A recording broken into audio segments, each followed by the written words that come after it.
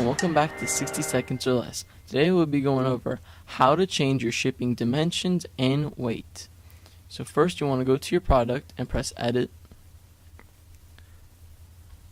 Wait for it to load. Scroll down and go down to your regular price, and to the left you have all these different options. Press shipping. Then change the weight of your shipping, the length of it, the width, and the height. Then press update.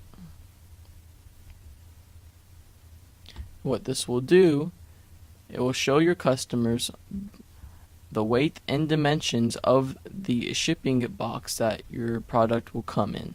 This was 60 seconds or less.